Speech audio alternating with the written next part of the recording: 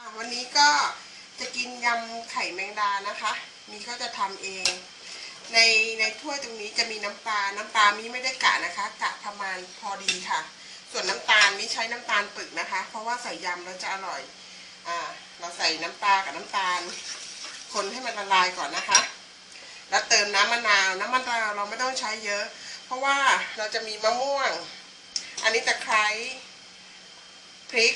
หอมแดงแล้วก็ใบสะระแหน่ส่วนตะไคร้ใครจะใส่ไม่ใส่ก็ได้นะคะแต่มีใส่เพราะมีชอบกินมันอร่อยดีค่ะมีก็เติมน้ำมะนาวลงไปนะคะค่ะเราก็ผสมเดี๋ยวเราชิมรสดูก่อนว่ารสชาติพอดีไหมมีน้ำปลาน้ำมะนาวน้ำตาลนะคะอร่อยมากค่ะเสร็จแล้วมีก็จะใส่ตะไคร้ลงไปนะคะ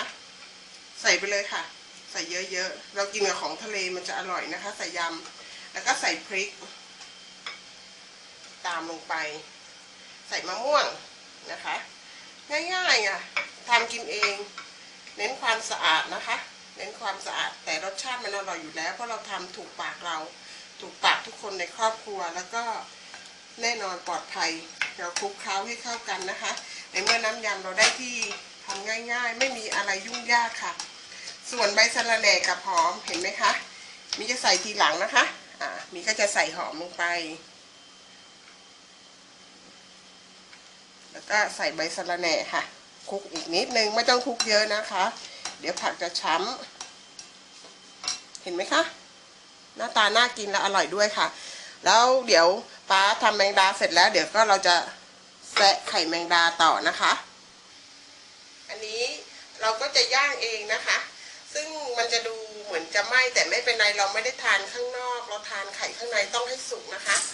โอเคเดี๋ยวเราเอาขึ้นมาค่ะป้าจะเป็นคนแซะนะคะแล้วเดี๋ยวเราแซะเสร็จเราก็ใส่น้ำยำกินกับน้ำยำคู่กันไป